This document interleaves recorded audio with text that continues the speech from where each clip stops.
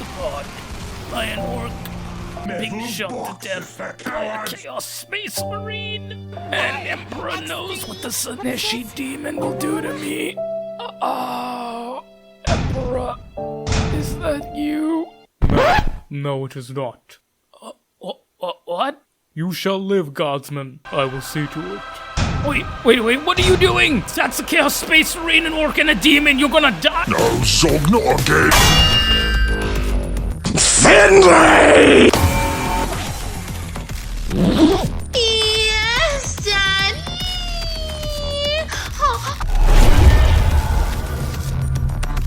What happened to them? I killed them, Guardsmen.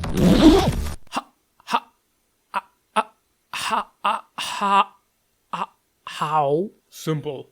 You just need the right tool for the right job. Who the hell are you? I'm you. But better. Okay, what the fuck? Salutations Rangers, General Bradley 101, back again with some more lore. And in today's video, boys and gals, we are taking a look at the one, the only, the best of the best non-augmented human infantry the 40k galaxy has seen since the dark age of technology. My fan favorite and yours, the chattiest chats to ever chat, the big dick motherfuckers who would make the Tempesta sign look like beta male soybean bitches. Yes, baby, the Solar Auxilia for the 10k special. I am having a moment. Moment over. Thank you, and I love you. Mwah. So, today we are talking about the Solar Auxilia, my favorite 30k faction and the subject of this 10k special. But without any further ado, Discord merch membership. To hell with it, you know the drill. Time for some lore, baby! With their history. Right. So the origins of the Solar Auxilia lie in two formations, that being the Old Hundred and the Saturnine Ordo. Let's start with the Old Hundred. So, the Old Hundred was a catch-all term for the proto-army of the Emperor of Mankind, the one that he used during the Unification Wars. Now, these do not include the Thunder Warrior Legions. These are exclusively the non/semi-augmented regiments that the Emperor allowed to serve him. So, the Unification Wars was a series of battles and campaigns fought by the Emperor to reclaim all of Terra under his banner. During this time, there were several groups/units of non-augmented or semi-augmented humans that operated in a variety of combat styles, prowesses, etc., so on and so forth. These units either pledged their alliance to Big E, or were allowed to serve him after their polity/state was conquered by the Raptor and Lightning Bolts. They were called the Old Hundred because there was 100 of them, surprising absolutely no one. If it did surprise you, well, don't worry, we like special people here. One such regiment was the Lucifer Blacks, the most elite non-augmented human forces that guard the Emperor with the Custodies. They are armed with power spears and power armor, and I do not give a flying fuck what GW says. I will eat curry with sugar before I believe that the Guardsmen that guard the Emperor are armored with flak armor when there are pissing Inquisitors with power armor. I will not. I refuse. You will have to shank me for that, lad. Do you have a license for that, knife? Do you? Well, you don't have a license to make sure that the people who guard the Emperor are armed with flak armor. Yikes. My apologies. I'm having another moment. Moment over. Let's continue. Sorry, 40k logic makes me mad. And arguing about 40k's fucked up logic makes me even more mad. Let's continue even further before we get even more off track. Will we ever on the track? Who knows? Anyway, these regiments were so well equipped, disciplined, and effective that they were respected by the original Terran Space Marines. Sadly, it's unknown of the fate of these regiments. Some might have been lost in the heresy, or like the Lucifer Blacks, they may exist in lore, but for all intents and purposes, they might as well be retconned, considering we know absolutely nothing about them. One regiment in particular that had the most influence was the Pan-Pacific cohort of the Pan-Pacific Empire, which would give the Solar Auxilia their main structure and formations. Not much in them, sadly. After they finish the Horus Heresy, I would love a Unification Wars series. The other faction, the faction where we get the real meat and potatoes, the faction which in truth is the true origins of the Solar Auxilia, the faction which actually evolved into the Solar Auxilia, that being the Void Hoplites of the Saturnine Rams of the Saturnine Ordo. The Saturnine Ordo was what began as a confederation of several moons, space stations, lunar colonies, and ecologies, etc., which were pseudo-space stations connected to a planetary moon.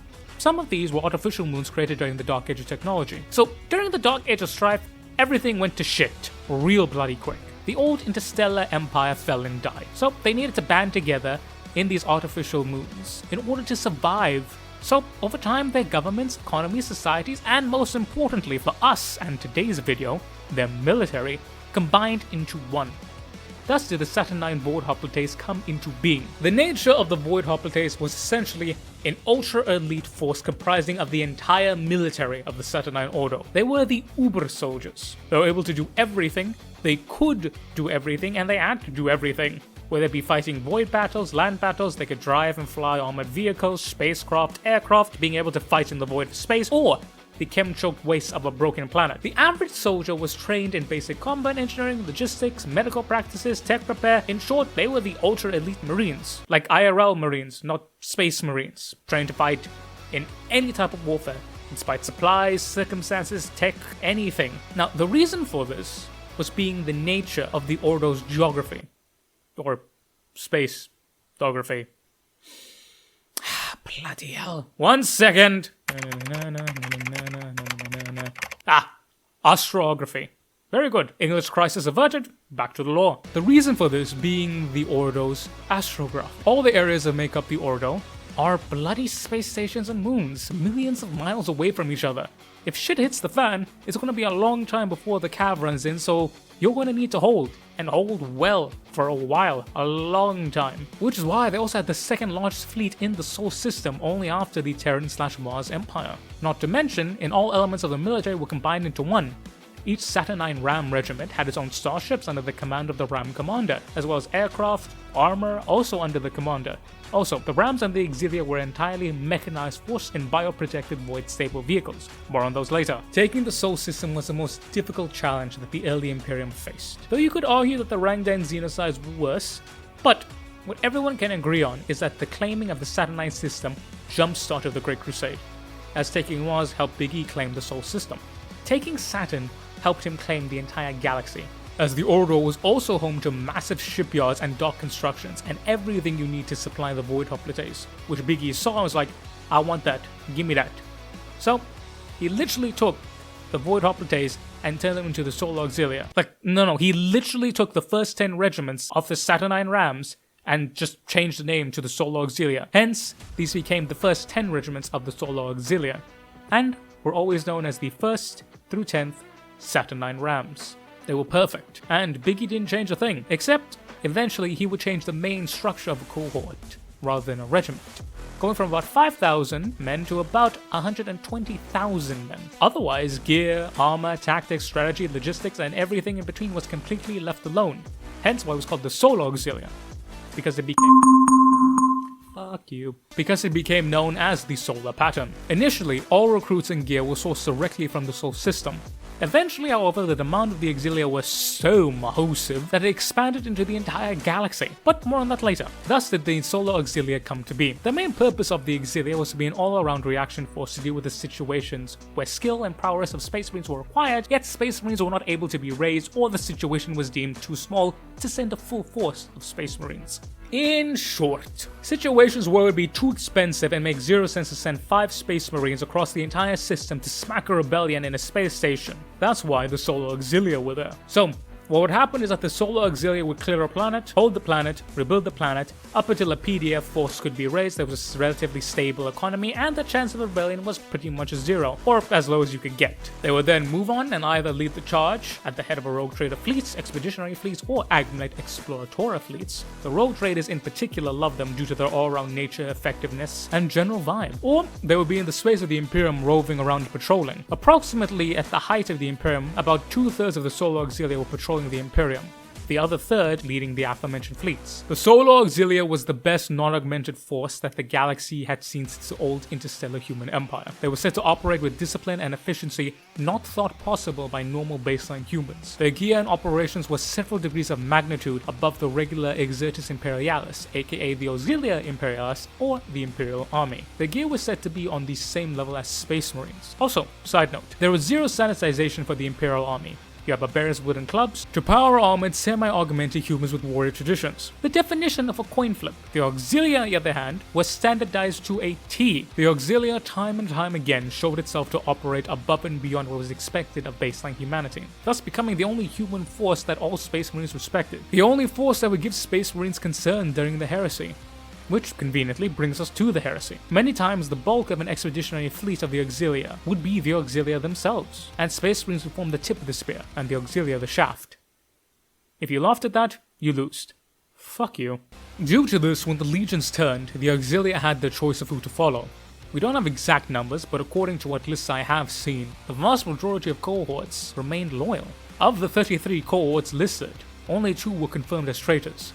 Those being the 2 cohorts raised from Cathonia, the home world of Horus Lupercal, and served directly under him since they were raised. We have no concrete numbers, but if I had to guess, y'all know where I stand. This information is quite significant, as the Auxilia at the time made up about 25% of the total forces of the Imperium of Man, meaning that they were sizable enough to be a massive threat to loyalist or traitor. Yet, here's where the Solar Auxilia showed their true colors. During this time, they faced the only force that could be considered above them.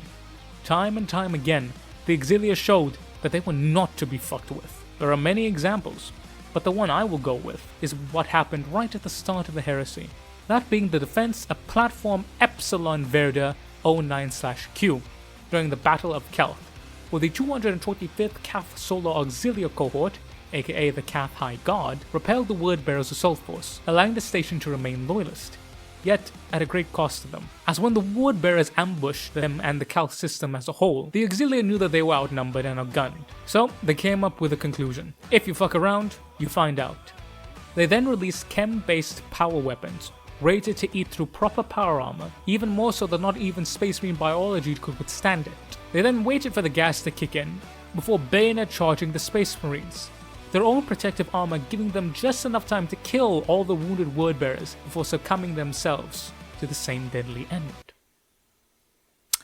Right, so you know the charge with the Deadmen from World War I? You know the Sabaton song about this? Yeah. So this is this, but I have enough fucking space crack to kill a Space Marine. I don't think you understand the fucking level of titanic testicular power that must be encased in these men. Fight like men with huge cojones! So the fact that they saw Space Marines, they released gas that could kill Space Marines, they decided, right, we're gonna charge them, bayonet them, and win in melee. That's like double. The level of badassery here is unprecedented, sir. Rant over. Thank you for listening. The Solar Auxilia did more badass shit like this. From the campaign of the Coronic Deeps to the Numeral Liberation, all the way up to the final Battle of Terror. So, that begs the question, what happened to them? I hear you ask, with all eagerness. Well, sadly, we just don't know. Don't know how many of them died outright, but I'd seem at least half seems about right, giving all this. As for those who did survive, 2 fates awaited them. The first, and what happened the most often, and the saddest case, is that they slowly bled to death. The robust logistics system that kept the Auxilia working died several magnitudes of death, so they could not get any replacements. They had no place to train the recruits even if they got any. No gear could be acquired. They don't have the means to maintain their units. So they faded into history. Such an ignoble, honorless death for such a vaunted, loyal, and noble force is one of the many unanswered evils caused by the heresy. Thankfully, there is a second option, where some of the Auxilia did survive, because they had the means to reproduce and keep the equipment working. Sadly, this is one of those things where GW says that there is something and then never touches it. And probably never will touch it. They won't. We know of no actual information except for the fact that Ultron is said to have at least 1 cohort left. Maybe. Literally zero information on them otherwise. Nothing. The Solar Auxilia was said to be disbanded because the Imperium didn't have the means to equip them, as well as the separation of the Imperial Army into the Guard and the Navy. The Imperium, ever since the Heresy, has been very wary of combined arms units, and with the Solar Auxilia being the definition of combined arms, well, that ain't just gonna work. And they just vanished after the Heresy. Even their explanation for how they disappeared over the years is still like 2 sentences.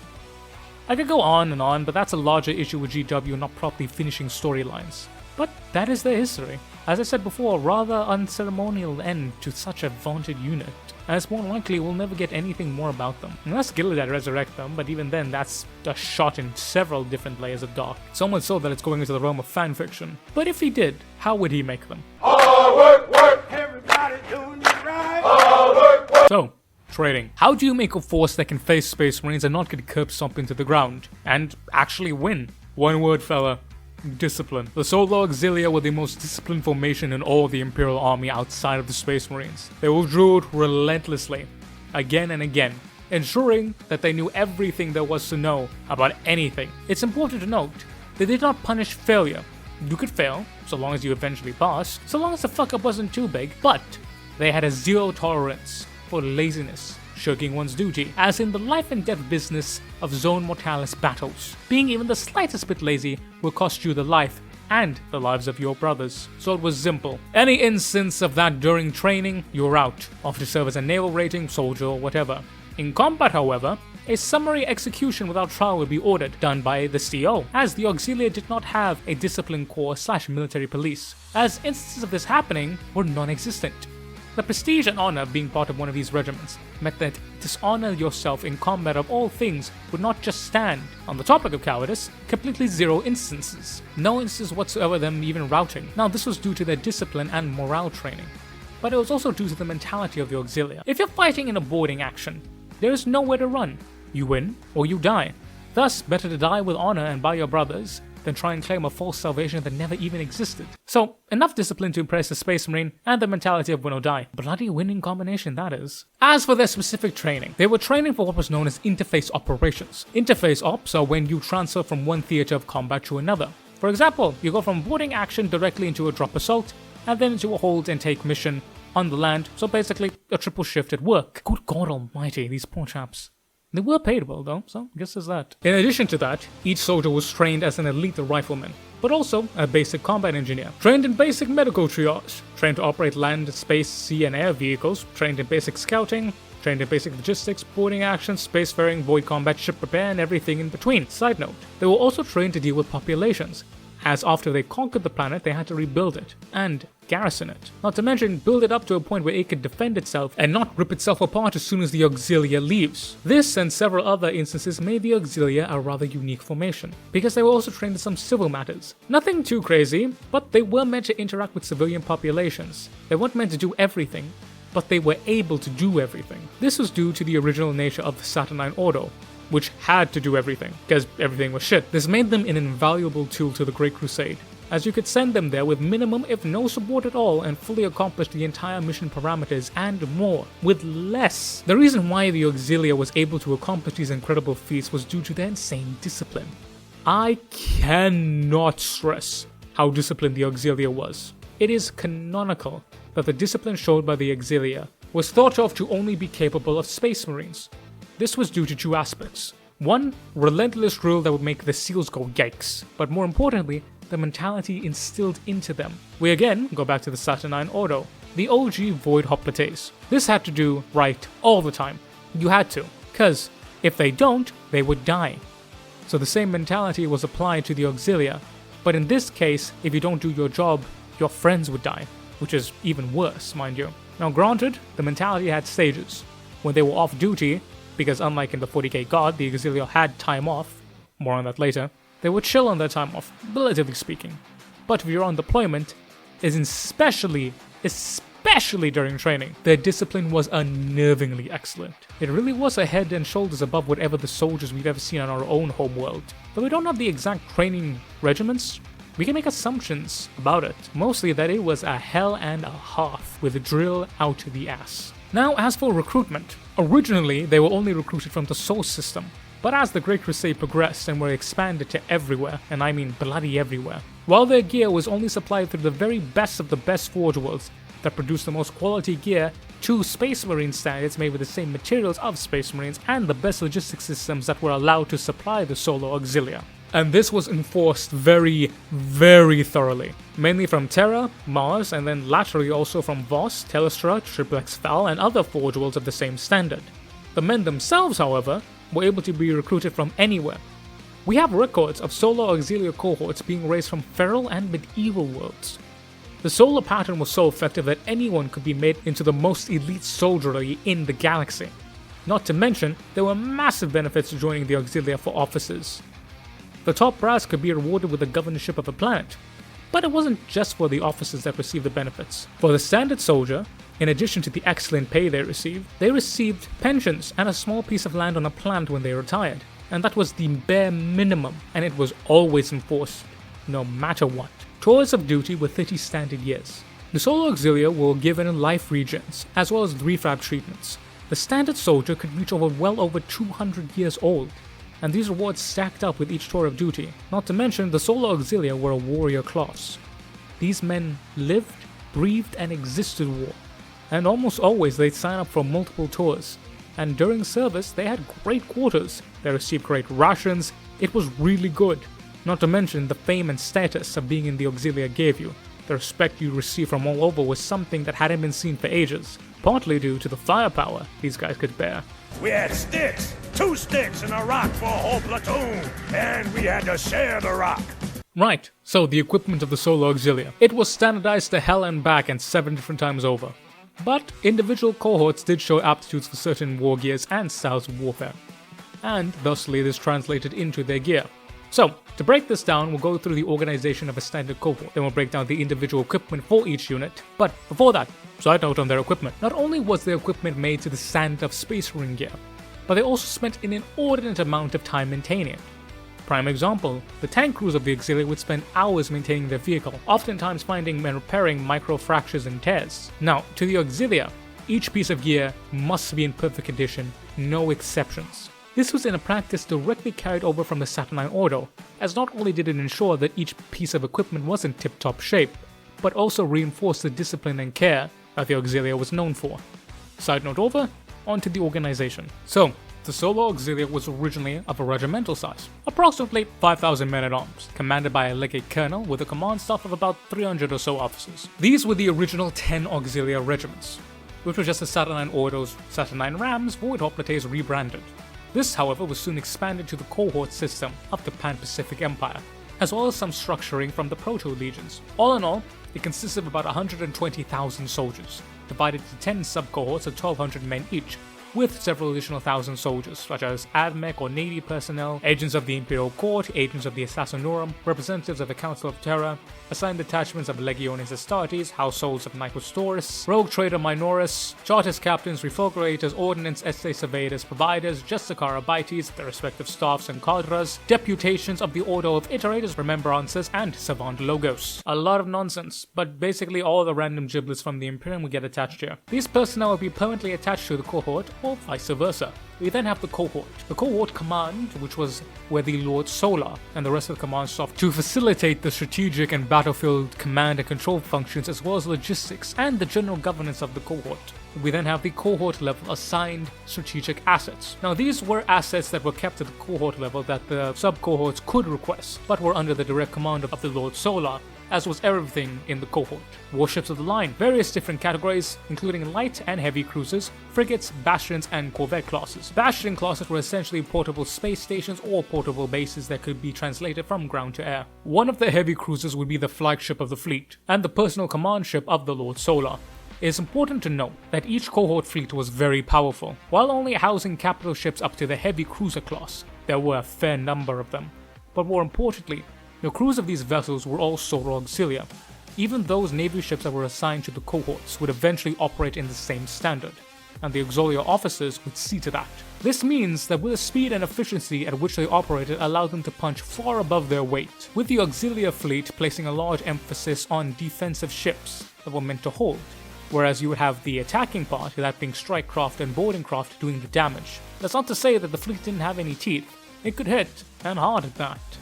However, it was more than enough to fight off any motley pirate fleet and hold its own against a serious opponent. The fleet allowed the Auxilia to be able to conduct its unique form of operations and, more importantly, conduct it effectively. Various warp-capable troop transports, the boarding craft, most notably the Shark pattern, Also known as the Lathe Pattern Shock Assault Boat, this 5-meter delivery system of Imperial raft is the favorite method of boarding by the solo Auxilia. The way that it works is that it will be escorted by fighters, usually 2 per boat, 1 of interception, 1 for backup defense.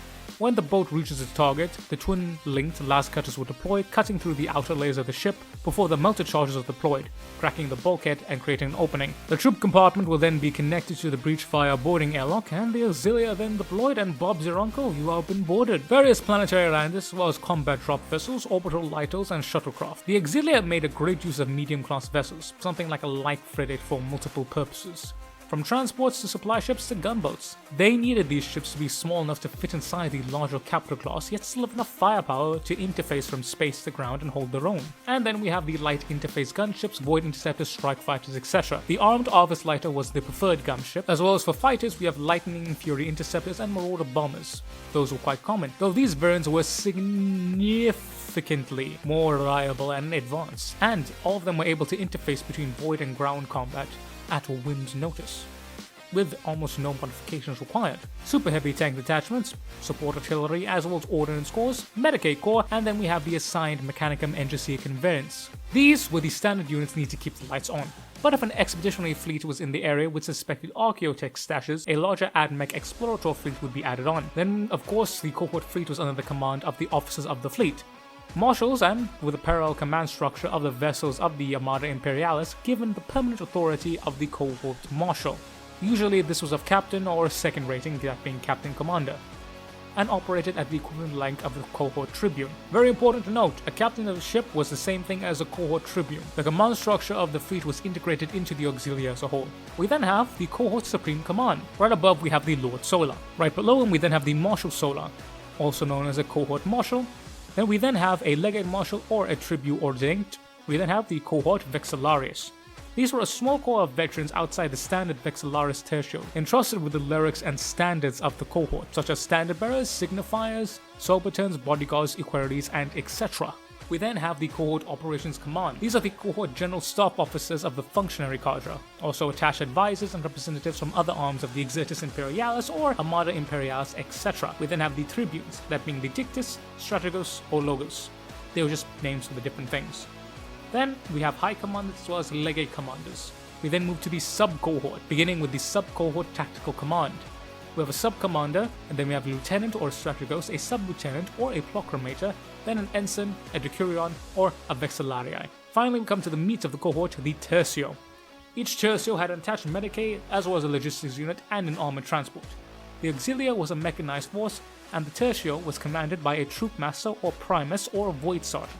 As for the standard soldier, he was known as a velatari if he was an elite or veteran auxiliary, or simply an auxiliary for a normal soldier. There are 3 main types of tertios, each with their own unique functions, and we'll be going through all 3 of them, starting with the militaris. Rightio, a militaris was composed of 3 sections of 20 men. These were the standard soldier of the auxilia.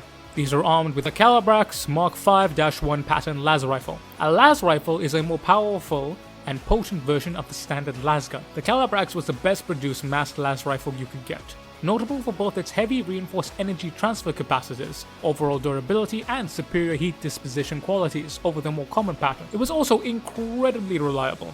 Even with little to no maintenance, it would still function at near perfect operational capacity. It was also able to accommodate several different modifications.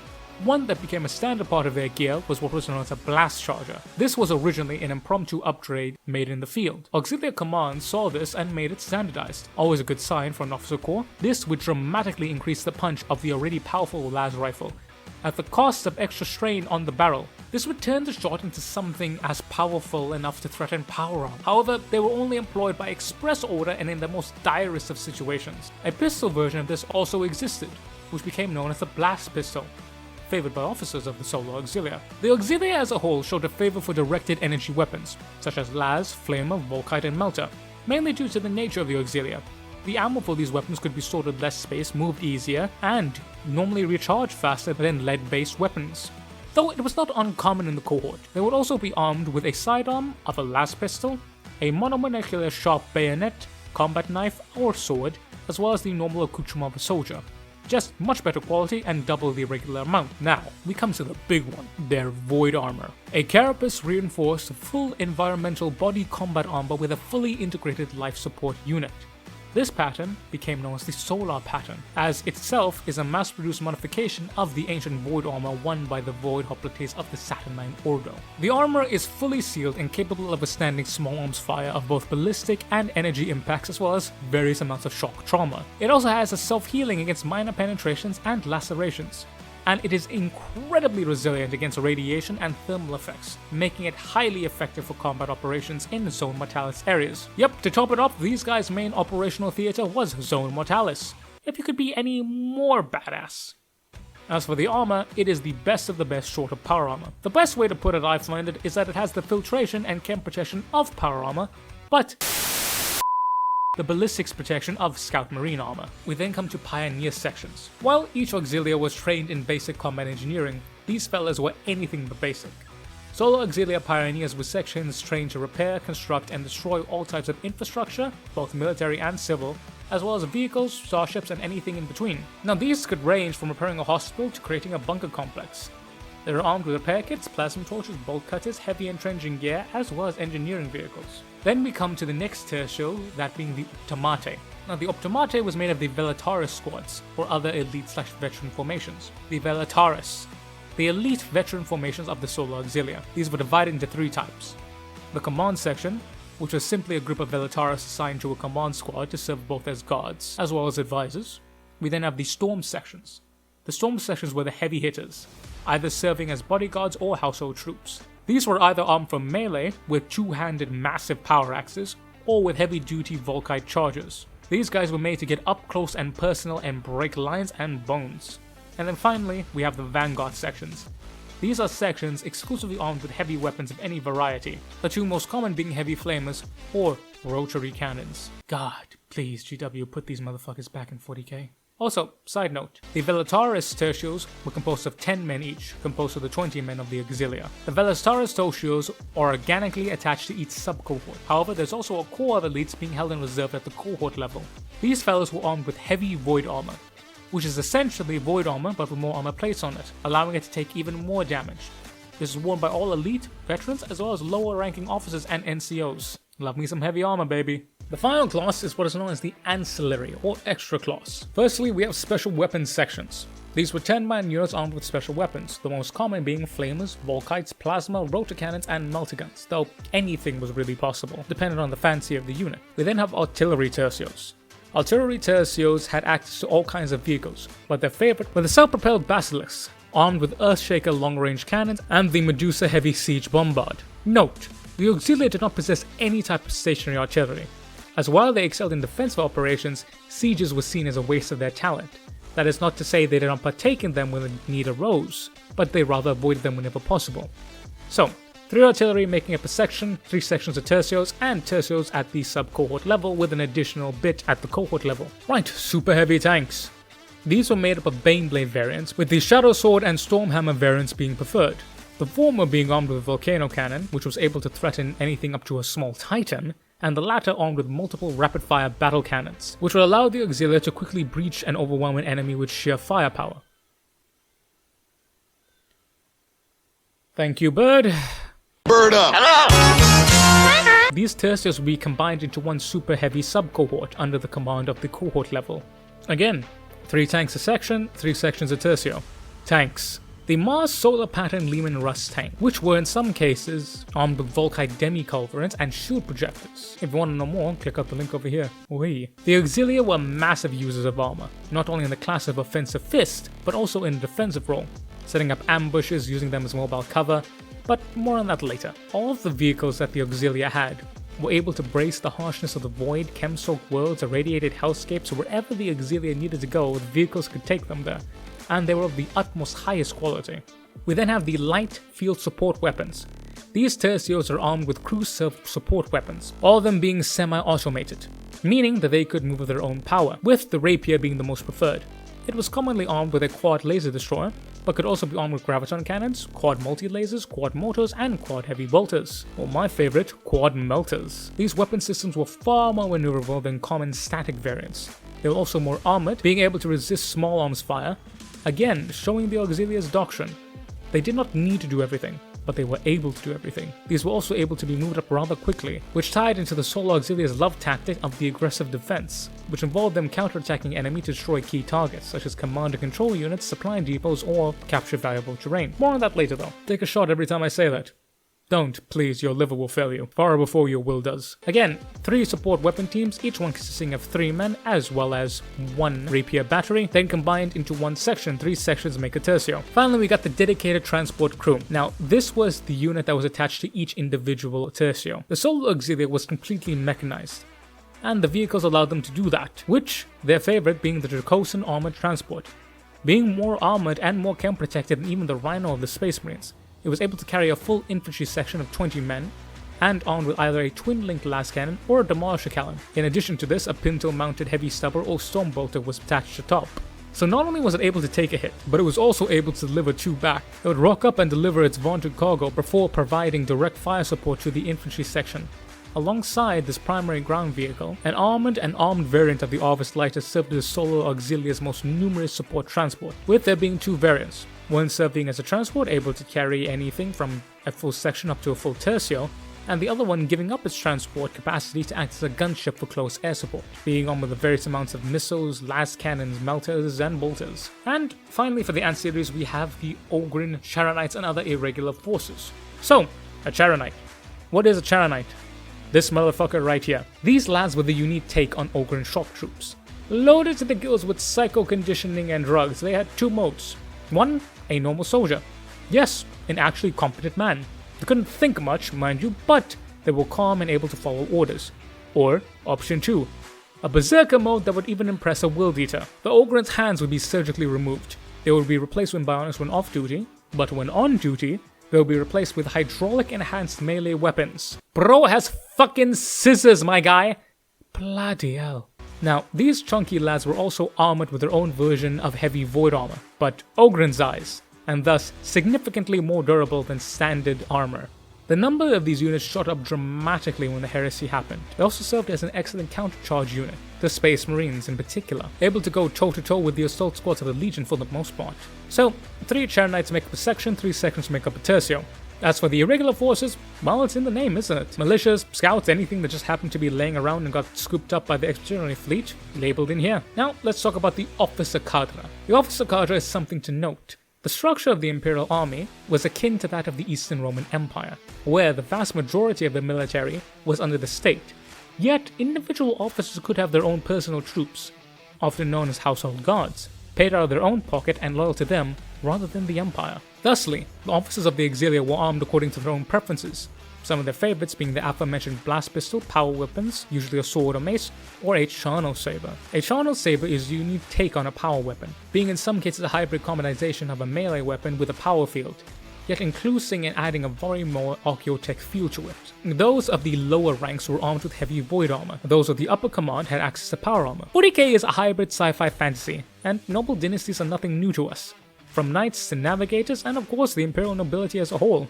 Under 30k however, the line was more distinct and enforced compared to 40k, much like most things actually. So at the end of it, the standard Solo Auxilia cohort consisted of the following.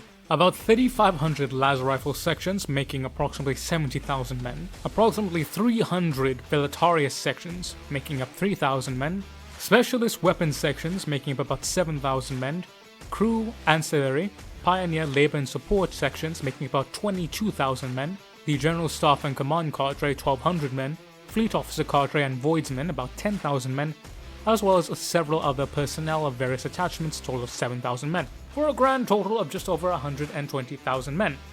Big enough to leave a mark, yet small enough to not need a whole ForgeWorld to supply it. The perfect combo of compact and deadly. Yet how did these lads deliver the Emperor's wrought justice? Coach Punt, what's the play? To the ball in the kitchen. Alrighty, military doctrine, aka how the Solo Auxilia fought. So, how did they want to fight? One of 2 ways. Either an aggressive elastic defense or a decapitation strike. We'll cover the latter first as it's more simple to answer. When the Auxilia engaged in offensive operations, they wanted it to be done swiftly. As I mentioned before, attrition assault warfare was something the Auxilia hated, with an undying passion. Defending a position? They love that. But by the nature of sieges, the attacker would have all the disadvantage, so long as the defender's supplies held out. And remember, the Auxilia were renowned for their logistics and the reliability of their gear. So, when they would conduct offensives, they would begin in space, eliminate the enemy naval presence, thus establishing naval supremacy, board and capture or destroy any capital ships or space stations. From there, they would resupply and rest. Not too much, mind you, only a few hours, perhaps even a day, before interfacing from a boarding to a ground strike. They would then target command and control head, such as a capital city, hit it with the force of at least 3 angry suns, for the idea was not to destroy the entire enemy force, but rather their ability to attack as a proper military, severing communication lines, supply lines, causing havoc, supply hubs, killing what cannot be replaced essentially, turning a military into several smaller rebel cells, which can then be mopped up, albeit slowly, but with near zero casualties or risk. Now, where that strategy was not viable for a number of reasons, a robust command and control system, independent commanders capable of decentralized operations, whatever it may be, they would use a defensive operation.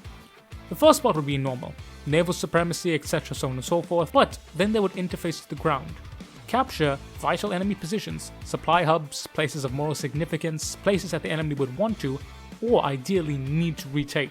And then, the Auxilia would fortify the hell out of the position, so much so it would make even Dorndad proud. They would then engage in a defense and wear down the opponent. Yet, they weren't that patient about it. So, they'd help the enemy out.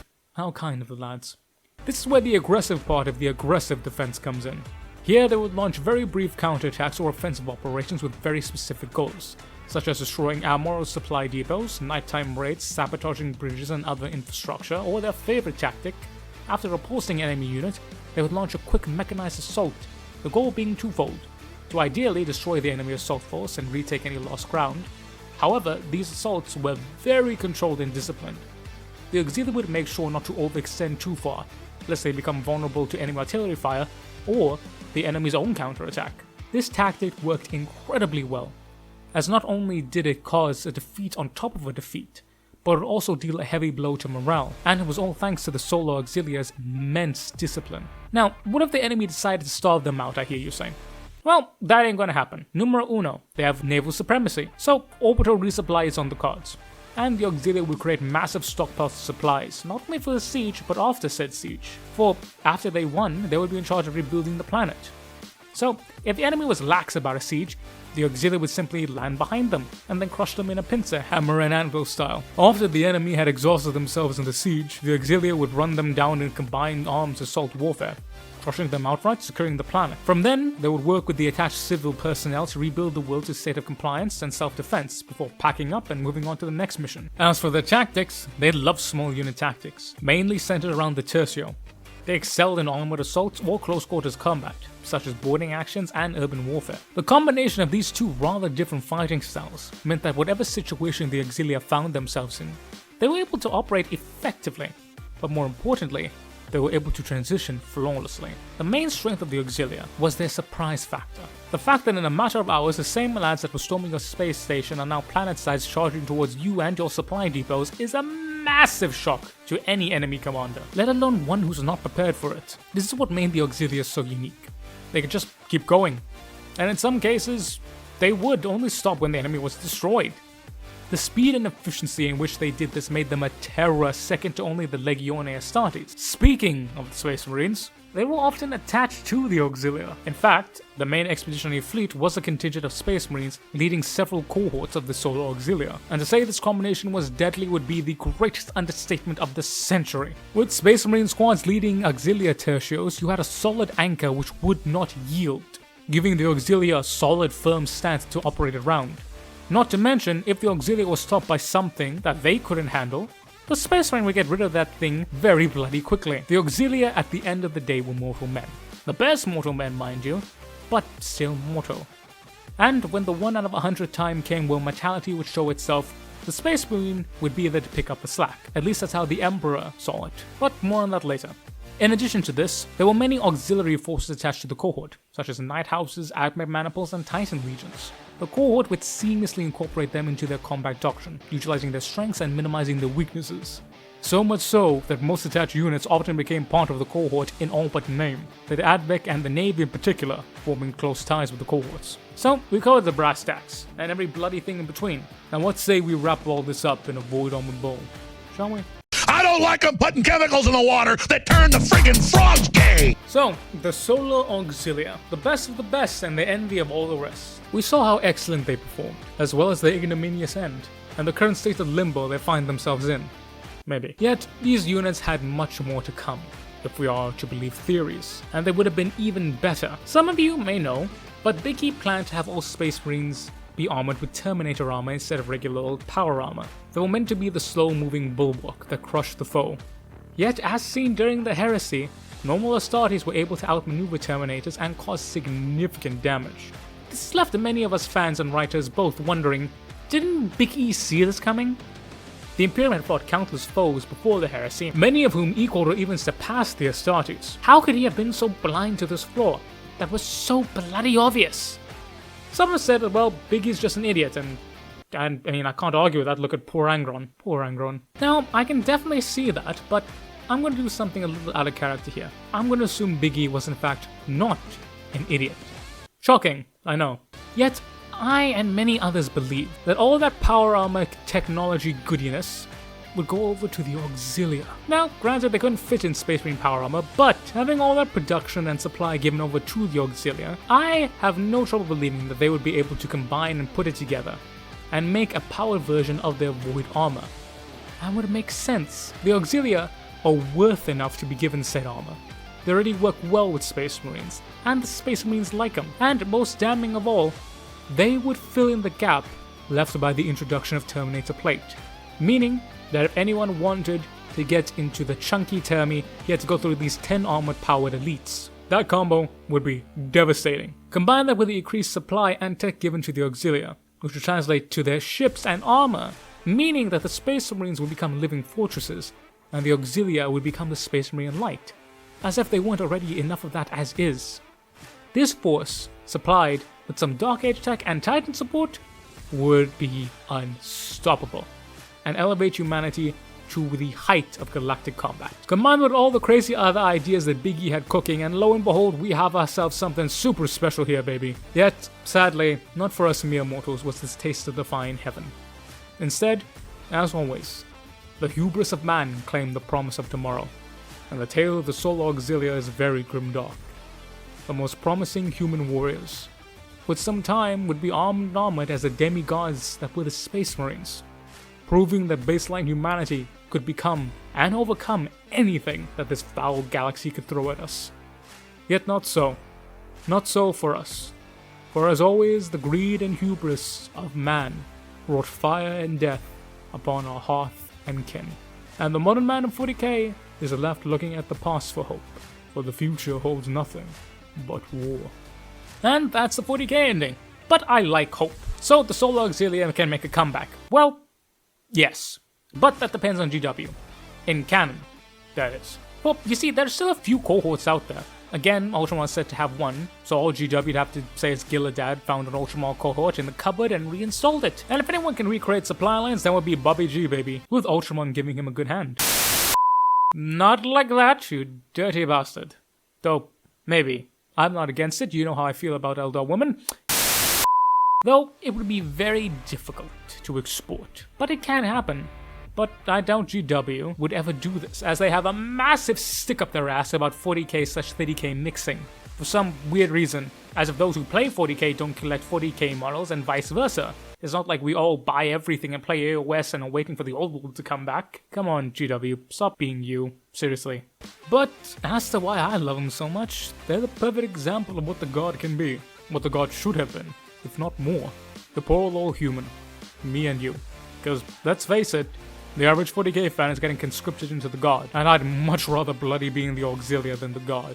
But the Auxilia shows that with a little bit of time, care, discipline, and proper resources, we mortal men can achieve the likes of demigods. And to me, that's such a powerful feeling.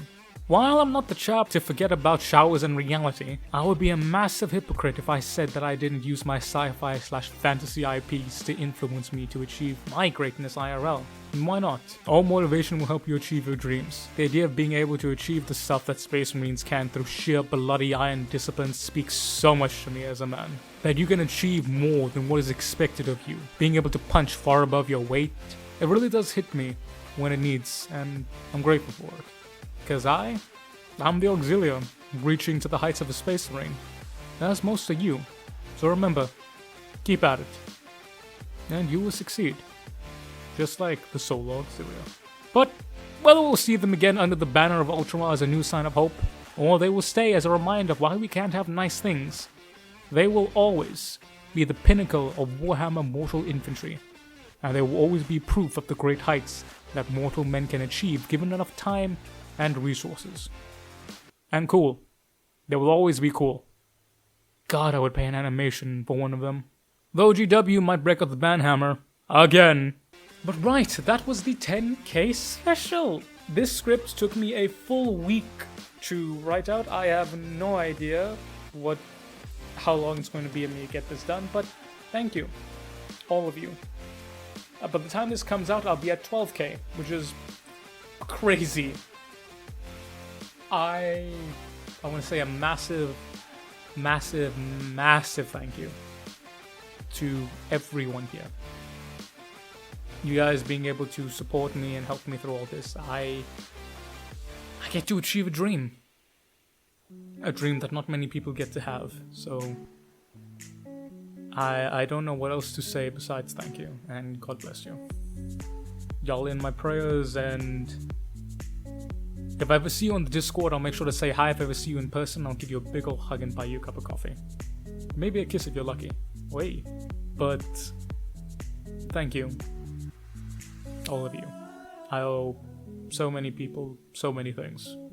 And you lot are at the top of that list. Not the tippy top, that's for the big man upstairs, my mom, my dad, my boys. But y'all there. I mean, hell, you are my boys. I love y'all. Come in, baby, give me a hug. I love y'all.